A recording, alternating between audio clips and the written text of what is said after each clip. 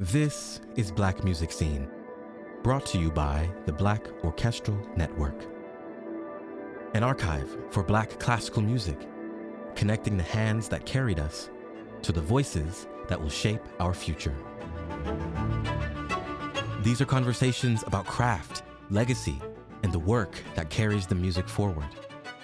This is Black Music Scene, cultivating community, lifting our voices, and telling our stories. Welcome to another episode of Black Music Scene Podcast, where we share the stories of Black classical musicians in our field. Today, we're live from New York City's Opera America. I'm your host, Brittney Burgess, and I'm joined by violist Shania Watts and double bassist Wynter McCray at a pivotal moment in their lives as artists and leaders. In today's conversation, Shania and Wynter will reflect on their identities, values, and evolving sense of leadership as they think about the next chapter of their lives. Let's give them a warm welcome. So y'all, it's so nice to have you here today. If you can tell the audience a little bit about yourself, so where you're from, your instrument, your college or alma mater, and what made you choose your instrument. All right, I guess I'll start. My name is Shania Watts. I play the viola, and I'm a second-year master's student at the Juilliard School of Music. And what made me want to play the viola was honestly its rich tone and really just being the heart of the music, you know. I really love being able to be at the core of the harmony and I guess be like a foundational piece in an ensemble. Hi, I'm Wynter McCray. I'm a double bassist and master student at the Juilliard School. I'm from Columbia, South Carolina. What made me choose the bass? Thinking back, it kind of was something that was recommended that I play. I think I first chose the violin or viola, one of the two, when I first started in orchestra in 6th grade. But the teacher recommended that I start on the bass, and eventually I did fall in love with the color of the instrument, how deep and beautiful the tone was to me. So I just stuck with it ever since. And I hope everyone who listens to this gets to hear you both play. I also didn't introduce myself. Again, my name is Brittney Burgess. I'm from Queens, New York, born and raised. I am a vocalist. I went to school for opera. I went to Nazareth College for music education and Eastman School of Music for vocal performance and literature. And I am the co-founder and executive director of Black Collegiate Musicians. And I also work full-time at the Juilliard School. So I'm so excited to have this conversation with you all because, as you know, my work is centered around supporting students, right? So I think it's also important to note that I have a history with these lovely ladies here. And Shania is actually my official mentee. And we've been connected for like 2 years or a year. Almost 2 years. Yeah. And Wynter and I go way back. Wynter and I went to Eastman School of Music together while I was doing my master's. She was doing her undergrad. And it was a time, Meliora, for those who know. But yeah. But yeah, I would love to talk about, this connection that we have, but also like how you two met one another, if anyone wants to share. Yeah, Shania and I met at Juilliard. It was during orientation, and we went on the Juilliard cruise, and we saw each other on the boat and just clicked. We were both sitting down. I think we were the only ones. Yeah. But ever since then, we just kept running into each other, and we started hanging out, and just became good friends over time. Yes, we found out that we're very, very similar. Almost too similar. Yeah. We're basically the same person. Yes, and we love to see it. They even told me recently that they both picked up knitting or crocheting again at the same time and Unplanned. on the We did not same talk to each other, day yeah. and unplanned completely. And I love that. That's just how you know that they're locked in for life. But as I said in this conversation, we're really getting to know them at this pivotal moment in their life. And as they think about next steps as they are on the precipice of graduating from their master's, But one thing I want to check in with you, or one thing I wanted to ask her, what were some of your most memorable moments that you've had as a performer in music? Um, for me, I think it will go back to high school. I used to be a part of this magnet program at the Palmetto Center for the Arts. I remember it was a recital performance. It was one of the first ones that I've ever done. And my mom was in the audience. And I remember during the performance just looking up and seeing her actually being moved to tears as I was playing. And that's just stuck with me forever. And it's been like one of the foundational moments of what I like to, or who I would like to be as a musician, rather. I love that. How about Yeah. you? Well, for me, um, my family is fairly musical, but my younger brother, he has Down syndrome, and for a large majority of his life, he has been nonverbal. But whenever he would hear me practice or perform, like he would get up and dance and smile and laugh, and just seeing music impact him in that way, and you know, kind of bring him out of his shell was always like really special to me. And I I guess want to continue having that impact for even a larger audience. I love that. And when we were talking about this question specifically, I shared with both of them that I remember graduating from my undergrad and being able to sing America the Beautiful at graduation. It was the biggest audience I've ever performed for. And after, everyone's taking pictures and, la la la. And this police officer came up to me and said, I just wanted to say that was the most beautiful thing I've ever heard. And you have such a gift. Congratulations. And it's like moments like that that keeps you going, especially when this degree is hard, right? Like being a musician is hard, and being a Black woman, right, in this field is also very difficult, right? But we'll get into that later. Right? So just an opening and grounding kind of a question that I've been thinking about is, how would you describe yourself right now outside of the titles and the roles and the various roles that you hold? They're in student leadership, they're leaders in different ways, they're teachers, performers. How would you describe yourself right now? Mm-mm. Overall, I think first starting off as like a friend, someone who cares a lot about people and wants to do things that can help others over time and also just in whatever they're going through right now. Um, but right now, in this moment, as I'm approaching this next chapter, this turning of a new leaf, just someone who's content and at peace with the process. Um, I know it can be a lot to think about, like, oh, what's coming next? Oh, I need to get a job. Oh, I need to submit these applications to go to school. Oh, summer festivals. Who's paying? Just understanding that it's like all a part of the process and that it takes time. And just keep moving forward and trust that the universe will do me well. It will. Yeah.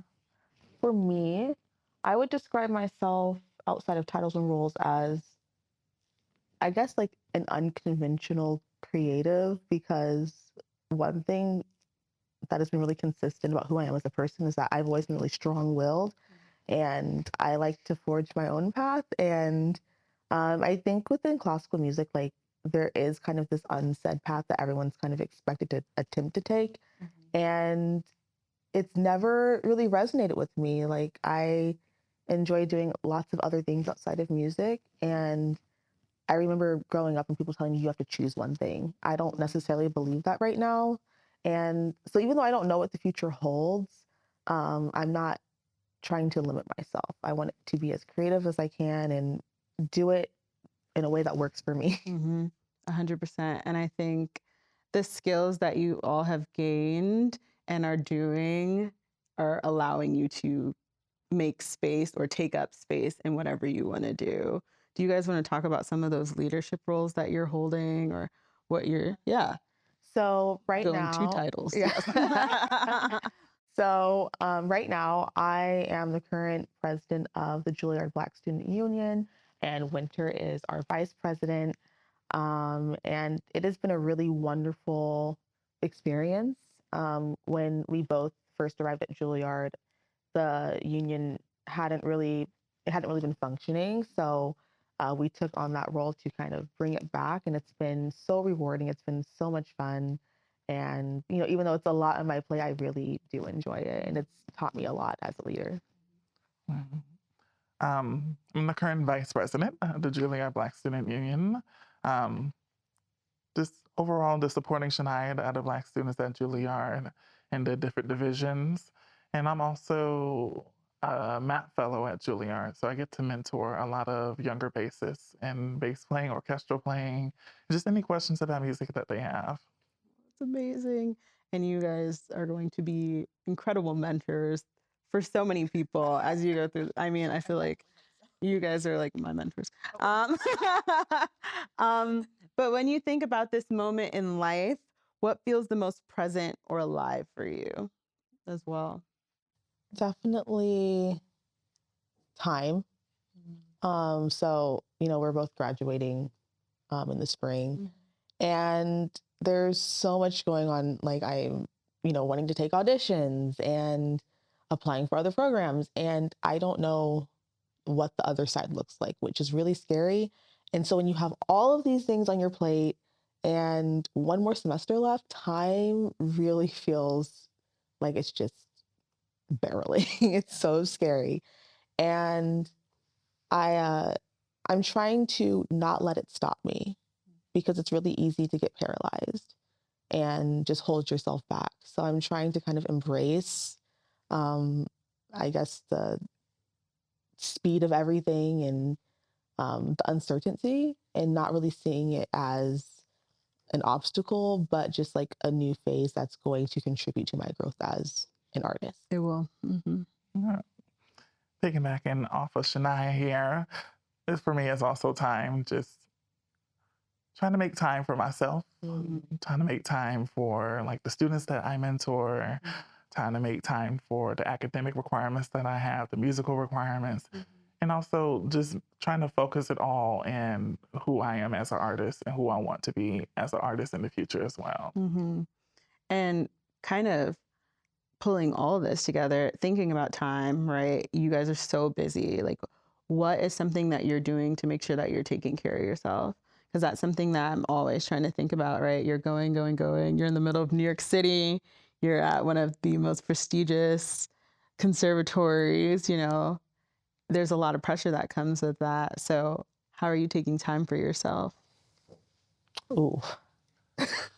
For me, I think it's just recognizing that it's like constantly reminding myself, like, everything doesn't have to happen now in the moment.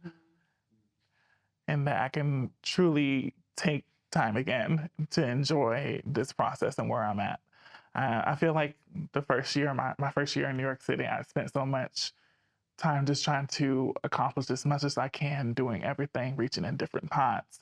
But this year I tried to pull back and actually like enjoy the fact that I'm in New York City. I live in Harlem. Harlem's where it's at. So I like to go for walks also, sometimes too, just to take a relaxing deep breath. For me, it's trying to reconnect with my other hobbies. Last year, I was not engaging with really any other, I guess, artistic medium outside of music. And I have a lot of hobbies that I like to do, like knitting and crocheting, reading, writing, doing hair. I do all my own hairstyles, and so that's really like therapeutic for me. Like I like using. I'm waiting for my hair appointment. It's okay. But I love using my hands, and so this year I've been really trying to just engage with all parts of who I am, and trying to have balance. I think balance is so important as a musician. And it's so important that you learn that now, because balance and boundaries in life is so important, because you cannot pour from an empty cup, right? We hear that so often. I know we're all tired, okay? And we're showing up not only for ourselves, but we're showing up for people, right? So if we don't show up for ourselves, then how can we show up for people? So I'm happy that you guys are thinking about this. This is also something that is central to Black collegiate musicians' mission, right? I'm always thinking about how do we take care of students, right? The mental health aspect. I'm a huge advocate for mental health, and I've talked to you guys about this and resources that are available. So I'm glad, and I'm always here to support as always. But as we think about, who you are, the time, the place, all of these things that are evolving, I want to also tap into your artistic voice, right? Your artistic identity. And I want to know, how has your relationship shifted as you've grown into yourself as a musician? So thinking back to your undergraduate studies, your childhood, from now to then, as you, again, are getting ready to graduate soon, what does that look like? I just got this weird image of a sandwich. Because I think about where I'm at now mentally and artistically and compare it a lot to how I was before I started like college and my undergrad. Mm-hmm. I feel like then I had so many ways of being creative, songwriting, arranging, composing, playing different instruments. I played violin, I now play viola, I played cello, I did guitar, I sung. And it's just now I'm reconnecting with so much of that. But in between those two different spans of times, I was solely focusing on bass and how much I've grown just through that process as well, making many different connections, making these friends, getting to collaborate with so many people and having all these different opportunities. So I think of just finding that inner child again. Yep. Yeah. So when I was in high school, I was insufferable. Like, y'all. Yeah, no, I really was. Like, I was like a classical music snob. I was, a little pretentious. And I was consumed by the viola. Like, that's how I defined myself when anyone asked me like who I was. I was like, I'm a violist, and I was just obsessed with it. I only cared about practicing. Like, instead of doing normal high schooler things, I was, locking myself in my room for 4 hours just practicing. And so when I got to college, that changed because, I had a lot of personal things going on in my life at that time that really forced me to really like reevaluate what my future would look like. And I had to really think, like, who am I outside of just being a violist? Who is Shania Watts outside of a violist? And that really encouraged me to, you know, explore maybe other career paths and work on growing other skills. And I really think that was important for me because had I not done that, I don't know. I feel like I would be in a very different place.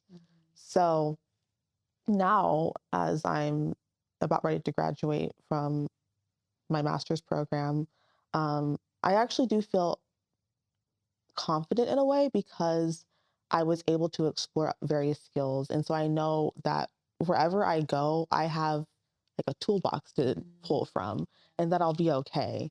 So yeah, I would just say to young musicians out there, really try to find out who you are outside of music. That's also important. Yeah, I shared this with both of you, but it was also a time when I was either my master's or undergrad, and someone asked me like, "Who are you outside of music?" And I was like, "What are you even asking me right now?" And it took me, but I was like, I was too stunned to speak. Like, I was really in shock because I couldn't answer that question. And it was really helpful for me to kind of think about me as a whole person, who I was before this, right? And before also going through certain things in my life, because one thing, life will throw so many obstacles at you that you had all of these things planned, and when they don't go the way as you planned, sometimes it can make or break you. So to anyone who's listening, try to be flexible with your life, because one thing Life will do it to you. Life. Right. And I think for me, being able to just explore so many of my interests, like I love higher education, right? I love working with students. Y'all, I have a music ed degree. I was supposed to be working K through 12. That was the plan. And a school has not seen me in some years, right? And I love being in arts administration, but like I love what it means to think about like equity work in higher education as well. So just allowing myself to be flexible is advice I would give to students and just people in general, because I think people of all ages are still learning about that. Definitely. Yeah. And I think also just considering how important those life experiences are, because that's what makes us as artists, where the technique and what we study in these institutions meets the experiences and where we can merge the two together to create. Yes, that's so true, right? Because we think about like just some artists that are coming to my head, like John Batiste, right? Like, you know, him being from New Orleans, or let me not say New Orleans because that may be wrong, but Louisiana.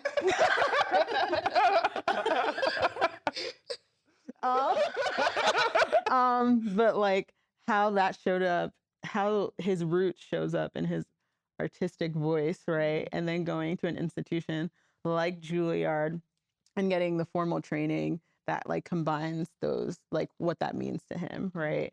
So yeah, I love that. So don't lose your artistic voice because it makes you who you are.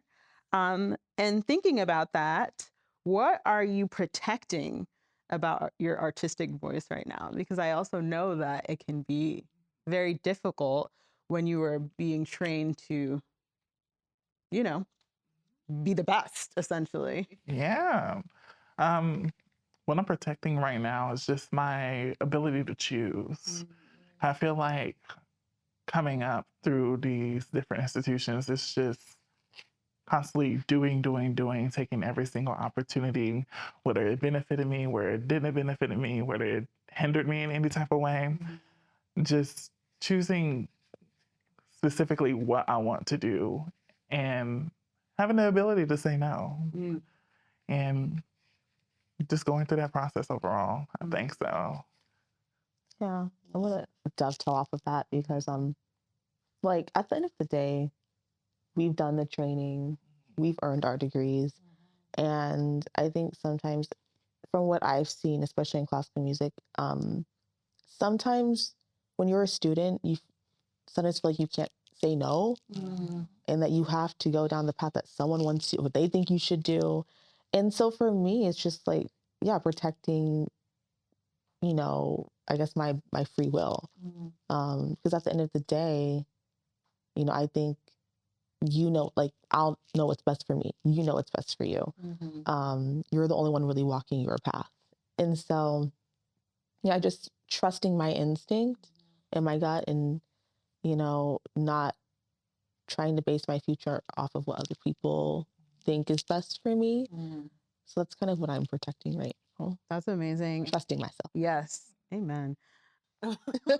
That's so important. And it's going to help you not only as an artist, but as a leader, right? And I guess that's kind of my next question. So, when do you feel most like a leader? And what responsibilities do you feel toward yourself, both as an artist and a leader? I feel most like a leader when I am seeing people being taken care of and getting the resources that they need. Just being able to help people overall and then give them connections to resources, other people, and just seeing them grow. This gives me that joy as a leader. And the responsibilities I have towards them and myself is just also make sure that I'm also taking care of me in that same process. Because I feel like often we get so tied up in what we're doing through what we physically do and what we do in support of others that we sometimes forget that we need to take care of ourselves in moments.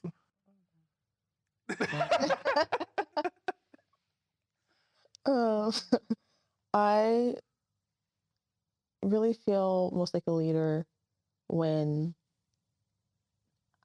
I feel like people feel comfortable and that they feel safe. I think a lot of times we have this misconception about leadership. It's like telling people what to do and managing them. I don't think it's that at all. I think people should be able to come to you as a leader, and you should be able to receive what they have to say and listen to them and give them a safe space. And I think that creates the most healthy environment.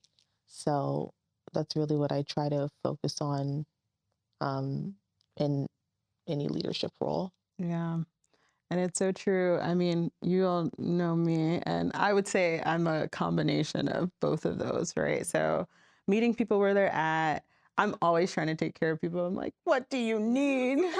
I'll do anything for you. But also, like, sometimes, like, it's so important not to lose yourself in that. Like, I mean, if I'm being honest, like, it's been a difficult semester, like year. Like, I don't know what's happening in the air. I mean, I do, but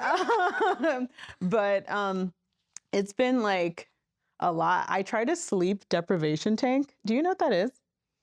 I've heard of it. It's very expensive for no reason. But it's like when you're laying in this, like, it's Like kind of like a tub of water. yes, like a tub, and it has like Epsom salt and stuff, so you like float to the top, and you just kind of lay there for an hour, and it's like, especially if I think I've been feeling personally like overstimulated because New York City is so like sometime, and just being able to shut off, and so I don't know if I would tell like a lot of people to do it, but is the water warm? yes, Okay. yes. But the thing that kind of freaked me out about it was that they have a light in there and it's red. But usually most places that they let you change, but so that did kind of freak me out because it felt like I was red. I don't know.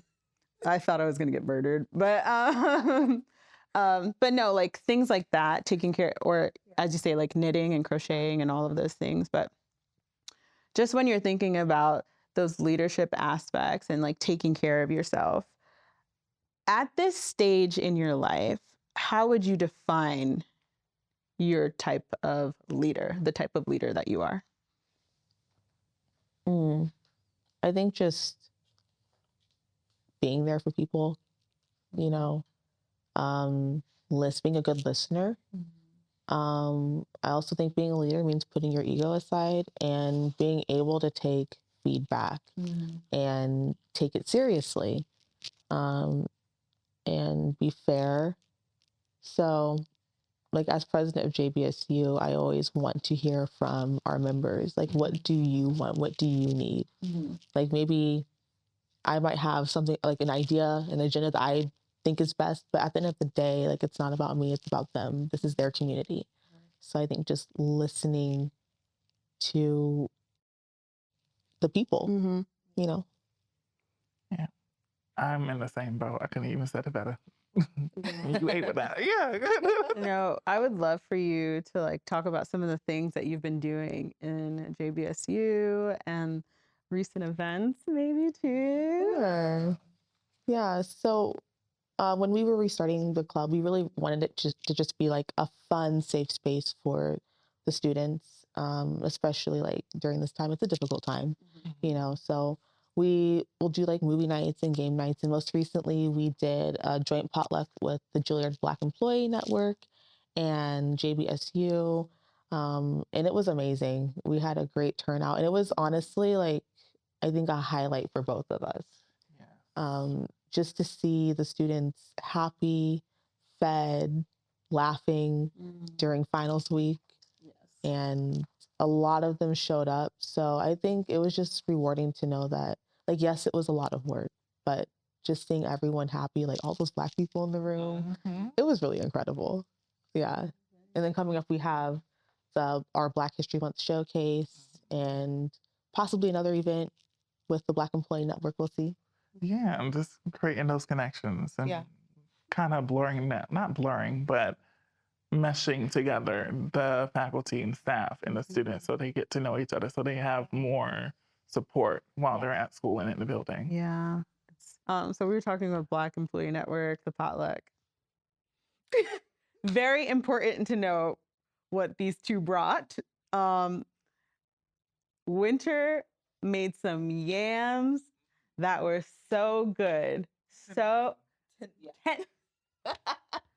and this one over here, Shania.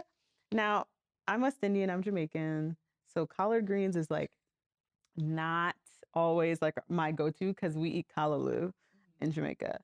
But them collard greens were seasoned to a T. It was honestly amazing. Perfection. So we'll actually be having you do an entire meal for us. Yes, thank you. First I heard of that. Yes. Thank you for catering. No, both of you. Oh. Yes. 6-course meal. Thank you. We'll see about that. Yeah. No, but it was really just a beautiful time. And I'm so proud of both of you, how you've created this space for students. And I hope that this continues post you graduating. But it seems like the students really enjoyed it and they want to keep that. So hopefully it continues and to blossom and all of those things. Now, I kind of want to have like a little bit of a fun section so people can get to know your personality and, all of those things. And before I get into that part, what kind of musician are you committed to being in this next chapter? I feel like for me, a musician that can provide opportunities for different artists to give their voice. One of the things I enjoy most about music is the collaborative aspect. I love chamber music. Love it. Recently, I've been working with 2 composers at Juilliard, 2 composing students, and I'm premiering 2 new works on my degree recital in April. So just being able to provide a space for them to showcase their voice and see their works performed really gives way into who I want to be in the future as a musician and as an artist. For me, I really want to center humility. I think at like the core of who I am as a musician. Because I think when you're humble, it allows you to work with other people and just really embrace that collaborative nature of music, as you said. And I also want to share. I want to be able to share my knowledge and help somebody, whether that be through teaching or just working with them. I think that's really an important aspect of being a musician, is taking the knowledge that you have and imparting it to other people. 100%. I feel like I do that a lot, especially with you two. Yeah. When I first met Shania, I think we were matched because you're interested in like the legal landscape of music as well as administration. I was like, this is what you got to do. This is who you got to talk to. And I mean, you can tell just like how you've owned that in this time, both of you. It's so exciting and beautiful to see. So I'm so proud of both of you. Yeah, I'm old. Anyway, here's the fun part. Okay, so who is your current top 5 artists or musicians that you're listening to, or composers that you're listening to in classical music? Classical music.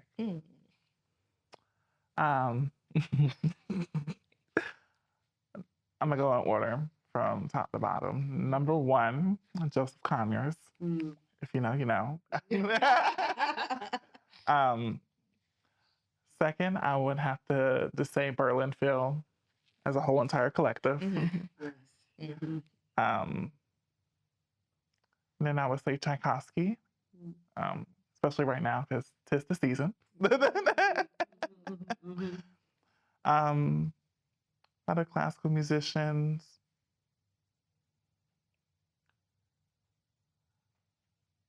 Beethoven. I've been listening to a lot of him, especially because I'm just taking a course on the late Beethoven quartets. Oh, yes. I heard about this class. Yes. 16-page paper. Yeah. That's what I heard about it. Single space. Yeah. Single spaced. But you did it. Did it. And I got an A on it too. Period. T. And I will also have to say Brahms. I just love his symphonies. I never get tired of them. I feel like we have some overlaps. Surprisingly, because I feel like people who have known me like since I was little, I was not a Beethoven fan. I know that's crazy, but I played a Beethoven quartet for the very first time this semester, which is also crazy. But Beethoven's actually T. Like that man is T. Was T. Yes. Yes. Yeah. Timeless. But yeah, so I'm gonna have to put Beethoven, Brahms always and forever. I love Brahms, man. And I also, I love Shostakovich. I really do. I do. And Grieg. I love Edvard Grieg. And I'm gonna add one more, Ravel. Yes. Okay, now same question, but non-classical. So who are your top 5 non-classical artists, composers, singers, songwriters, producers? Yeah. Well, I know Your you list is two. obvious. We know you're number 1. Number 1. Meg. Yeah. So yes, number 1, Megan Thee Stallion. Miss Stallion. Yes. Yes. Number 2, Beyonce. Say Beyonce. Say my name. Say my name. Third, I would have to go with this group called Flow. Kind of resembles Destiny's Child a little bit. 4, I would say, don't judge me, Future. Girl. Okay. Just the music, not the person, the music. Okay. Okay. And I'll also have to say Jasmine Sullivan. Jasmine can sing. 100%. Okay. My top 5, Beyonce. Like the soundtrack. All of her albums, a soundtrack to my life. Yes. Let's see. I've been listening to Minnie Riperton a lot lately. I love Minnie. Those whistle notes, so good. And then Kendrick, Meg, and also the like an R&B artist. She's not as well known. I don't know. Amber Mark. If y'all know, you know, like she's good. I love her. Yeah. Well, I'll have to look her up. I will. Okay. Back into the orchestral world, right? What are your top 2 favorite orchestral works, like of all time? What do you not get tired of? You can go first on this. Okay. I have a few. The first one that comes to you. The first 2. Okay. Well, first 2, can I do 3? Yes. Okay. Shostakovich Symphony Number 10. Serenade for Strings by Tchaikovsky. And this isn't really orchestral, but the Suites for Viola da Gamba by Carl Abel. So beautiful. I highly encourage our listeners to check them out. Amazing. For me, I would say number 1 would probably be Brahms 4. Number 2, I would have to say is Rachmaninoff's Second Symphony. And number 3, if we're adding a third, it will be Brahms 3. I love it. I mean, it tells so much about, like, you know, what's keeping you connected. What are the things you're enjoying outside of classical music? Like, essentially, what are you listening to? But as we, you know, continue and like as we're wrapping up this conversation, it was important for both Shania and Wynter to also put some questions of their own that they were like, we really want to add these. So I'm excited. And that being, what do you hope for the next generation? And what words of wisdom would you give someone who is just starting out as a college musician? Words of wisdom, I would say take time for yourself and find out who you are. It doesn't your time doesn't always need to be spent inside the practice room. Yes, it's important, but it's not the number one thing. You are. And I just hope that the next generation after us of classical musicians just have the resources they need to do whatever they desire to do. We're all trying. We're all trying. There's a will, there's a way. Heavy on that. Words of wisdom. I would say it's okay to say no. Also, don't be afraid to ask questions. Don't be afraid of being told no. Don't let that hold you back. But I would say just really outsourcing, talking to people, asking questions, trying to find mentors. That has been really, really important for me. And it's been so, so helpful. And I really hope that this next generation continues to, I guess, show that classical music is still relevant and that, you know, we can show a more diverse landscape, you know? Yeah. Can I add some more things? Another thing I want to add, use your campus resources. Schools do have a lot of them. They do. Sometimes they don't tell you about them, but sometimes they have a lot of them. So just make sure you're utilizing those and don't be afraid to ask for help. What resources would you point out specifically? I know a lot of schools are connected with like different brands, so you can get different subscriptions at a very reduced cost. Some provide like mental health resources, regular health resources. So just make sure you ask and look for those things. Yes. My biggest tip to everyone, I don't know if I've told you guys this though, interlibrary loan. Yes. Oh my gosh. If you need a textbook, say maybe for like your general education classes or a textbook, you know, you probably would not utilize again in the future. And I'm so sorry if anyone gets mad at me. But some of these textbooks can be very costly, but with interlibrary loan, you're essentially able to like find the ISBN number. Every college should have interlibrary loan, and it's a way for them to outsource or find those books for you, and from any library in the world, I would say, and they can send that to you, and you can usually rent it out for free for the entire semester. And that was very helpful to me because that history of Western music, music history book was so expensive. That book, I still have it. Oh my goodness. And I don't. $92. Yeah, interlibrary loan. If you want to sponsor me.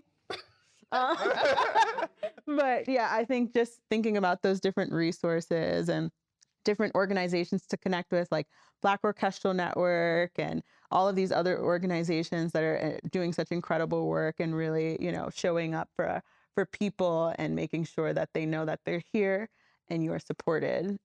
Same with Black collegiate musicians, obviously. And words of wisdom I would also give is just to be still. In those times when things are going, just be still and take a moment for yourself. Because I promise you, even in the hardest of times, everything will be okay. And sometimes you just need to stop and sit for a moment. The answer will come right to you. Yeah. And it's okay. It is okay to just not do anything. I'm a heavy believer of that. Because we're still human. Yes. There are days like I don't get things done and I have a day off and I'm like, you know what? That's fine. Because when I go back to school the next day, I'm refreshed. Yep. So 100%. I love it. I think I asked you this a little bit earlier, but thinking about everything that we've just talked about today, right? What do you think a younger version of yourself would think about who you are right now? ooh, younger me would be shook. Same. Because I don't know if I mentioned this, but I started out as a violinist. And I was like, I'm going to be a professional violinist. I actually hated the viola when I first started it. So I think the fact, like, if younger me could see myself like actively pursuing the viola, they'd be like, what in the world? Like, why did you do that? I think also younger me would be really proud. You know, I feel like I've reached a place in my life where I'm doing so many other things outside of music, and I feel like I'm coming like into who I am as a person, as an adult. So, you know, I just remember being a kid and thinking like, what does adulthood look like? And it's crazy. You know, there are things that people don't tell you. You kind of have to experience it for yourself. But overall, I'm really happy and excited for the future and continuing to see, you know, the woman I'll grow into or keep growing into. And I want to add to this. What does this look like for you both as Black women?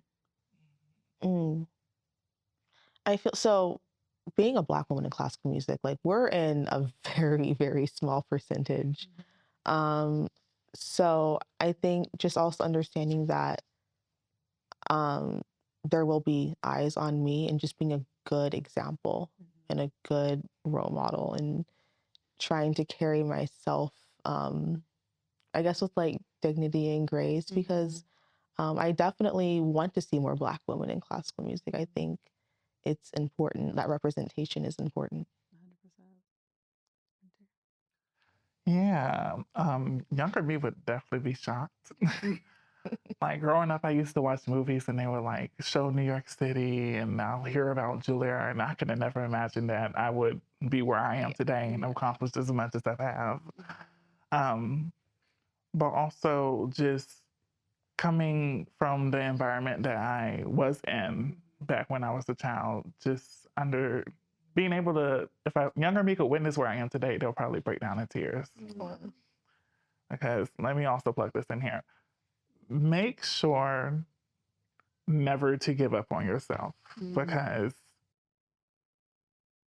if I were to have given up back then, I can't possibly imagine what I would be doing right now, where I would be. So just make sure you keep advocating for yourself and never stop fighting for yourself, no matter what the situation is that you're going through. Yeah. And also understand, dovetailing off of that, that progress is not linear. It's going to be bumpy. There are going to be curves, unexpected obstacles. But when you take a step back and look at the overall trajectory, it's still going up. So yeah, don't let the obstacles hold you back. And I know all of us as Black women, we've all been through some stuff, and we're here. Yeah. Oh, sorry. And then to finish your question, being where I am today as a Black woman just gives me this overall feeling of gratefulness. I've been approached by so many random people, whether they come from the audience, they see me on the street, they see me on the bus or the train, where they'll say like, oh, I went to this performance. And I thought to myself, who is this Black woman up there with the locks? And just being approached and like recognizing that I inspire so many people, or so many people look up to me, and I have that ability to influence somebody. This gives me that overall feeling of gratefulness. And I'm thankful that I get to affect people that way. Yeah. I'm so grateful for both of you, and you inspire me both every day. Don't make me cry right now. Oh my God. And I think this kind of ties into this, but just being the closing question and, you know, being in this space, thank you again to Black Orchestral Network for inviting us. What do you want people to understand about Black orchestral musicians that often goes unsaid? For me, I would say that we're still a part of the culture. Like we do something very unique and special, but we still appreciate the things that we grew up doing in the environments and the culture that we grew up in. Yeah. I'm going to second that. Like, I think growing up, people would be like, oh, you're not down for the culture because you play classical music. That's not true. And I think that once people get to see like what I actually do, it's actually like so cool and inspiring. So we are very much still a part of the community. Yes. For sure. I mean, look at my top 5 non-classical. Yeah. It's so important. I know like my friends are like, you know, I'm here to support you. And anytime, like, I remember one of my best friends coming to like one of our operas at Eastman and was like, so this is what happened. And this girl, she was trifling, right? But you know, like it's all about the storytelling, right? And that's what we're doing. So being able to connect with it ourselves and then bringing that back to our different communities. And, you know, I think that's so special. And so, and if anyone has any last closing words or anything. If you're a student, also don't forget to eat and stay hydrated. I still struggle with that, but it's really important. It's not underrated. Yes, yes. When you're in school, like, really try to focus on that. It makes a big difference. Yeah, schedule those doctor's appointments. Don't neglect. Literally. Yes. Well, thank you all so much. Thank you for being with us today. It was truly just like a special time. And I know this is the end of finals for you all. So being able to get up at 9 a.m. or I don't know what time I woke up at 6 a.m. Just to like get myself together. But thank you for being here today. Thank you for having this conversation with me. Thank you to Black Orchestral Network for sharing this space and providing a platform for not only these students, but of course for Black collegiate musicians. And if you're interested in learning more about the work that we're doing at Black Collegiate Musicians, you can find us at blackcollegiatemusicians.org and Black Collegiate Musicians on all social media platforms. Thank you so much.